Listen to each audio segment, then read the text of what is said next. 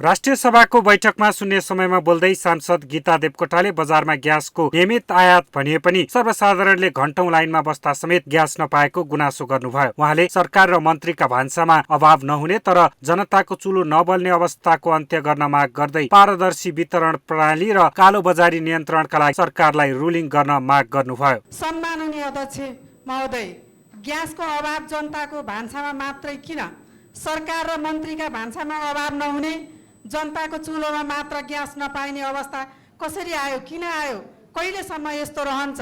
सरकारलाई रुलिङ होस्, हरेक डिलर मार्फत तत्काल नागरिकलाई ग्यास उपलब्ध गराइयोस्, पारदर्शी वितरण प्रणाली, कालो बजारी नियन्त्रण र पर्याप्त भण्डारण तथा पाइपलाइन नियन्त्रण तत्काल अघि बढाइयोस्। जनताको चुलो निभाएर सुशासनको भाषण सुहाउँदैन। त्यस्तै सांसद रञ्जित कर्णले ग्यासको हाहाकारसँगै विद्युतीय चुलो प्रयोग गर्न पनि ट्रान्सफर्मरले नधान्ने र दाउरा खोज्न बनएनले रोक्ने अवस्था रहेको उल्लेख गर्दै जनताले विकल्प नपाएकोमा आक्रोश व्यक्त गर्नुभयो। सांसद रोशनी मेचेले पनि झण्डै 2/3 सरकार हुँदा समेत नागरिकले आधारभूत आवश्यकताका लागि शास्ति भोग्नु परेको भन्दै यसबारे सदनमा जवाफ दिन सरकारसँग माग गर्नुभयो। बैठकमा प्राकृतिक विपत्तिका कारण भएका क्षतिको विवरण पनि प्रस्तुत गरियो। सांसद मीनासिम रखालले साउन 28 गतेदेखि परेको अविरल वर्षाका कारण रोल्पाको थवाङ र जाजरकोटको भेरी नगरपालिकामा गएको पहिरोमा परि ठूलो संख्यामा मानवीय र भौतिक क्षति भएको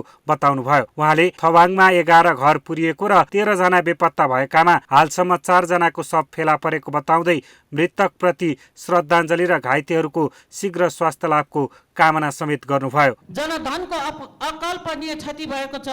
रोल्पाको थवाङ गाउँपालिका 5 मा गएको भीषण पहिरोमा 11 घर पुरिएका छन्, 13 जना नागरिक बेपत्ता भएका छन्। अहिलेसम्म 4 जनाको शव फेला परेको छ। नेकपा एमालेका पूर्व केन्द्रीय सदस्य नवीन रोका मगरकी ममतामय आमा सहित पहिरोमा ज्यान गुमाउने सम्पूर्णप्रति भावपूर्ण श्रद्धाञ्जली अर्पण गर्दछु। शोकाकुल परिवारमा गहिरो संवेदना तथा घाइतेहरूको शीघ्र स्वास्थ्य लाभको कामना गर्दछु। त्यस्तै सांसद वासुदेव घिमिरेले विपद प्रभावितलाई निशुल्क औषधि उपचार र विस्थापित परिवारलाई तत्काल राहतको व्यवस्था गर्न सरकारसँग माग गर्नुभयो। अविरल आएको वर्षातको कारणले रोल्पा, जाजरकोट लगायतका जिल्लाहरूमा मृत्युवरण गर्नुभएका व्यक्तिहरूप्रति म श्रद्धाञ्जली व्यक्त गर्दछु र बाढी पहिरोबाट घाइते हुनुभएका व्यक्तिहरूलाई सरकारले निःशुल्क औषधि उपचारको व्यवस्था गरोस्। त्यसै गरी विस्थापित परिवारलाई राहतको व्यवस्था गरोस्।